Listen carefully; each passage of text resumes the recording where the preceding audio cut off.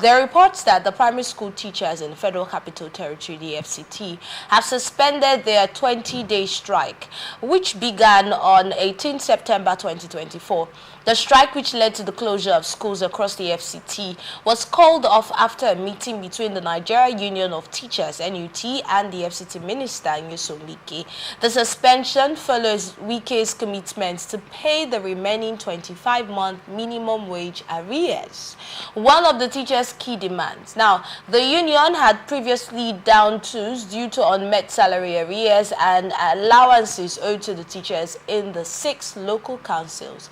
Further negotiations are expected to address additional demands, including salary increase and implementation of agreed templates for teachers' entitlements. Now, it saddens my heart that the primary school children have also understood or have been part of strike, because it's usually about the tertiary institution, ASU, and the government and all of that. But now primary school children had to stay back at home. When I saw the story, the first question that came to mind is, what is going on with our educational system?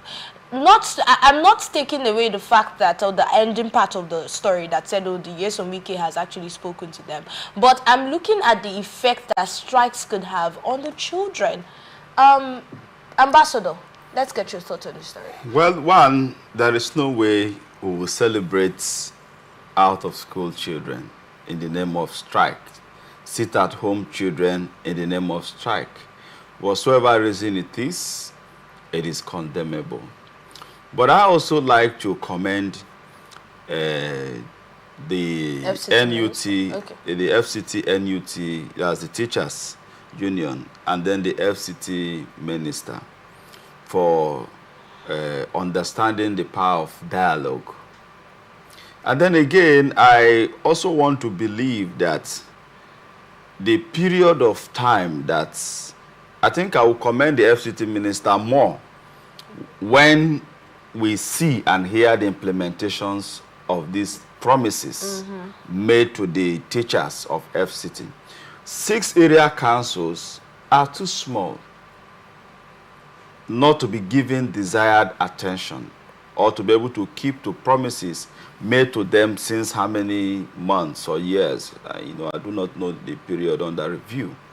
So what I want to say that the patience for about 20 days of the FCT authority in handling this issue, I want to believe that if the FCT minister comes up and implement these promises, I will commend him more, because why? I will feel that he was not in a hurry to meet and make promises that will not be kept.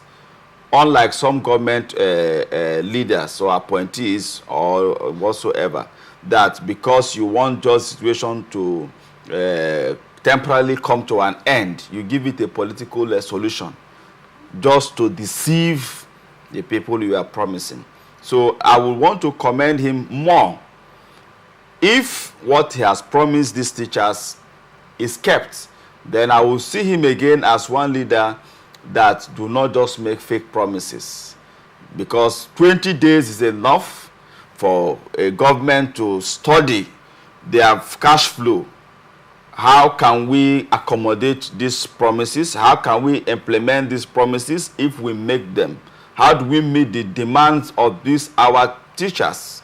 So I think I will wait, and Nigerians will be waiting to see the implementation of these promises. But then let's look at education as a whole in Nigeria. Like I said earlier, implementing, or let's look at the attention that we're even placing on the educational sector.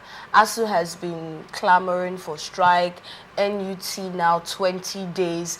And the thing is, after the strike, we then had negotiations, or during the strike, we then had negotiations. What happened to just making sure that these things are handled? What happened to paying the much needed attention to education even from the start, without waiting for teachers to take to the streets before the right things are being done? How much attention are we really placing on education in Nigeria? Where's our educational sector going? Well, it's not only in education. But let's look at education. Now, I will focus on education. But the kind of leaders and country we have tend to see is a country and leaders where if you do not have the capacity for violence, if you do not have a threat to breach of peace and order, you will not be given attention. When you conduct yourself in a lawful, and very humble manner, you won't be given attention. That's the bad aspect of some of our leaders, and that's why situations tend to lead to crisis. It tends to lead to violence, tend to lead to obstruction in what should not be obstructed. So I want to believe that the NUT may have written the leadership of the FCT administration, and probably no attention was given to it. That's the problem. Yes. That I'm looking at most lack of attention or enough That's attention. What I'm saying. The lack of attention probably is because they feel that their letter means nothing. Their request means nothing. And sometimes some people in government feel that we know how to handle them. And it is when what they know fails, that's when they now come to terms of discussion. Talks about education being the life wire and all of that. Let's look at the effect that all of these in-season strike has been having on our educational sector. We're not just looking at tertiary institution and the students now. Education in Nigeria. Education in Nigeria is not valued. In two ways, both the managers of the education and those who supervises the educational system in Nigeria. Because one, you hear me always talk about content. Number two, you also see the failures of the government in trying to empower and strengthen the educational system. So that's why I said, generally in Nigeria, educational system is not valued. How did we even get here? Because I know that there was a time when there was so much value placed on education in Nigeria. In fact, then it seemed like if you don't go to school, your life is, you know the way they used to teach the primary school children those songs then. Like if you don't go to school, your life is going to end and all of those things. It won't go right. So how did we even get it wrong? There is a need for intentional review of our educational system. Our curricula or curriculum, as the case may be. One, when education started in Nigeria, if we use Nigeria as a case study, the British structured the educational system to be an industry that will take over the civil service job. So people are being trained. When you graduate from school, you find yourself working in the civil service because there was low manpower. Okay. You see the motivation there. Now, there is no more jobs, enough job opportunities in the civil service anymore. Even though there's still reports of low manpower there. Even if you have 1 million space, you still have over 80 million jobless Nigerians that the Civil Service Commission cannot engage. That's just a rough estimate anyway. I assumptuously, because we have a population about 200 and something million about. So the question is, how many are meaningfully engaged? If they are properly engaged, you will not be seeing jobless people. You will not be seeing hunger in the land. So I want to believe that our educational system now needs to be reviewed. But don't we have more people who, you said it's cost there have not been vacancies, enough vacancies to accommodate everybody in the civil service. But now, unlike we had it in the past, we have more people who are into businesses. No, let me that are employing. No, let me come. You see, we are talking about the effects.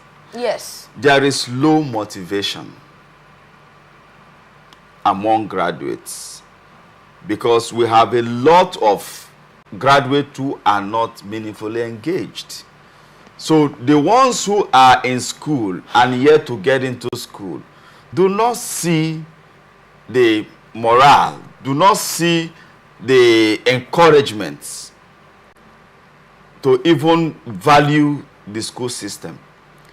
Now, the time where the issue of success is, you know, and prosperity, we need teachers now who are successful in life to become an encouragement to this our generation, because our generation do not see any poor moral man as a model.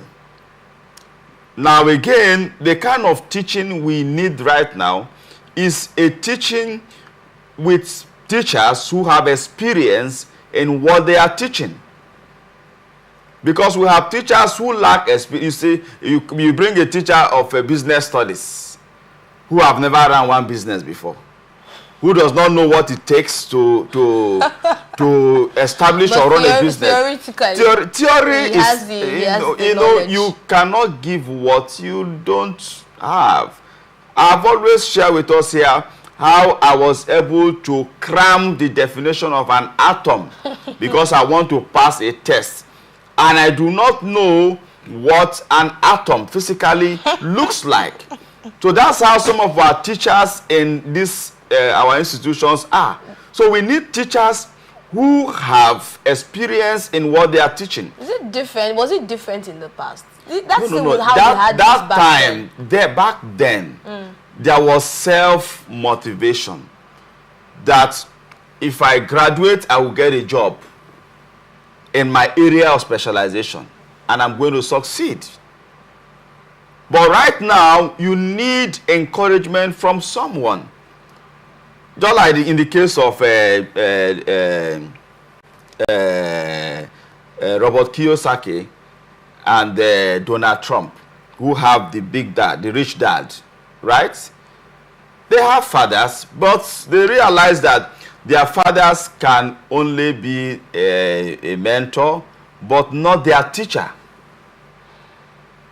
So we need to understand that we now have a generation who are looking onto teachers who are successful, because the drive for success is so high.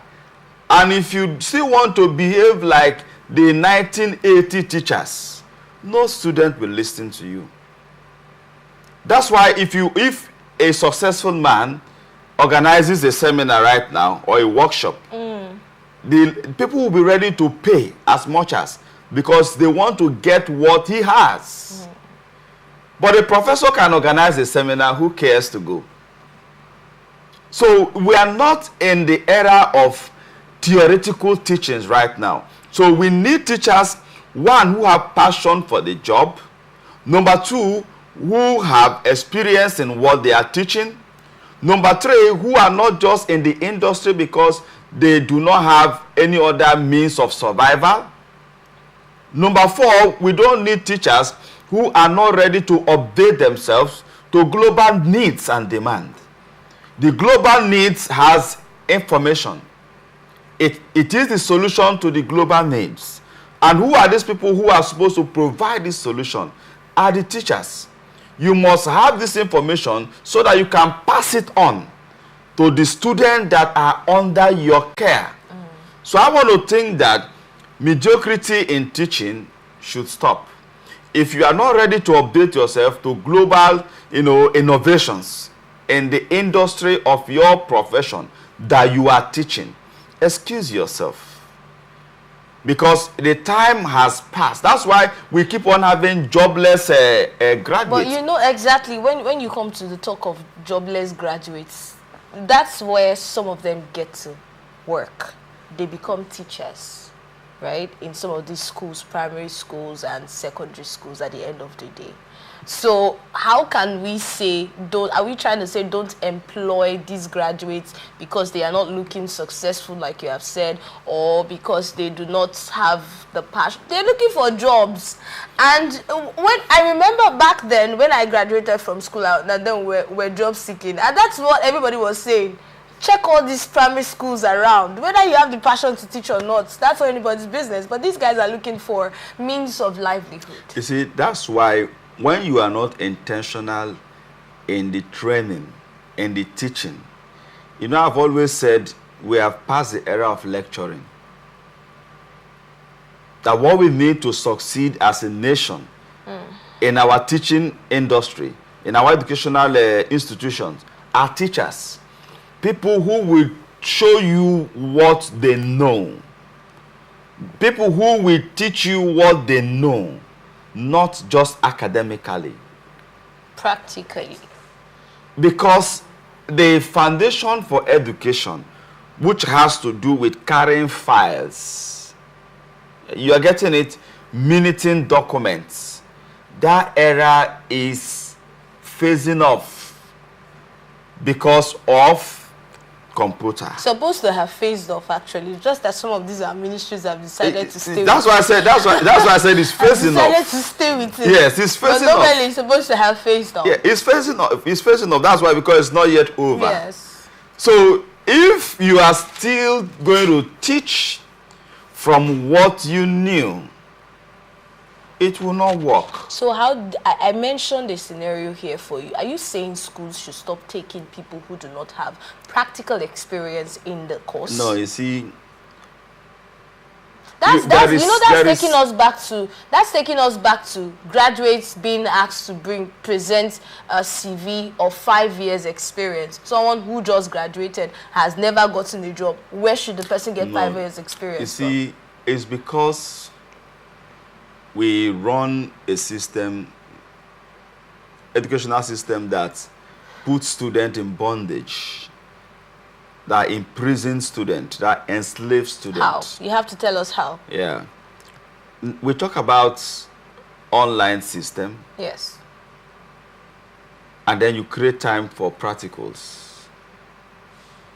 But you keep students in school for 4-5 years.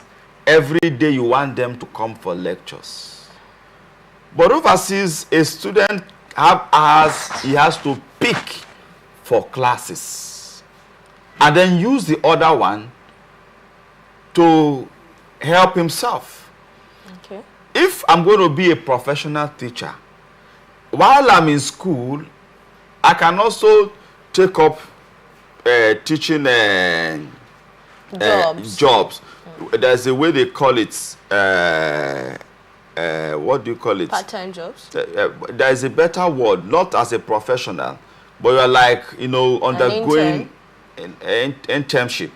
You know, so you are not yet certified, but you are being, you know, engaged to begin to have experience in your area of desired profession. So by the time you are now graduated and then you are certified, already you have experience. Not everybody has that privilege, because that's more like a privilege. Some companies would not want to take in interns or tell you we don't take in interns. And then even if they do, the school, like you have said, system will not even give them the opportunity and the time to work out. That's why we are talking about the issue of reviewing our academic content, our curriculum, so that it leverage or give opportunity for practicals. You ask the university managers or polytechnic managers, they tell you we have the facilities, we have the equipment that you don't even allow students to access because you are afraid it will spoil. Some of them don't even know how to operate it. And because they don't even know how to operate it, in this guise of covering their inability to operate those machines, they tell the student, you know, if it's spoiled now. If you don't know it, you don't know it.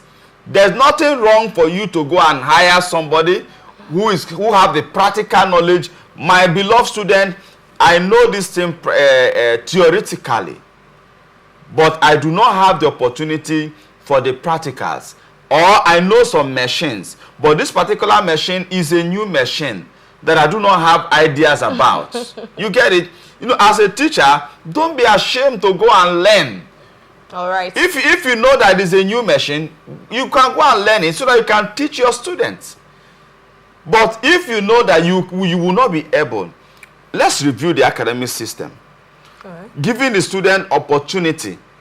I can tell you the way our school system runs. If you don't attend classes, you lose score. There are some lecturers that will fail you because you didn't attend their classes.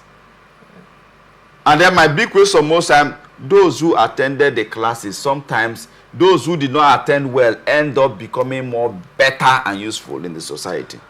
So the question is, how well has attending your class, has it now helped the student who attended the class? I'm not saying attending the class, yes, I'm not saying that it's wrong. Yes. But I like to encourage that if I miss your class, at the end of the day, I want to see those who attended class regularly become more better in that profession than me who missed class.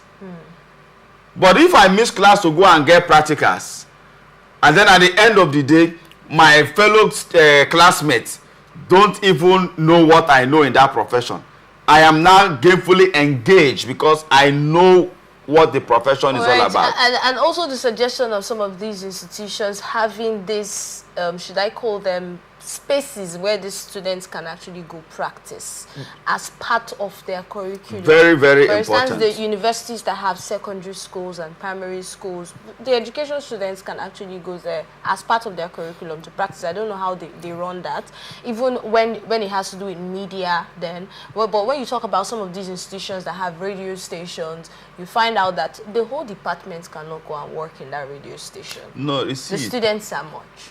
No, you see, you can segment them. Day 1 for SYZ. You get it? Day 2 for SYZ. All mustn't go for the practical one day. Okay. So they can segment them. Now, you see why our educational system really is not helping us. Because we bring in so many subjects that are not necessary for the career of an individual. But they are necessary for their livelihood. You see, you don't think they are necessary for there are subjects that are needful.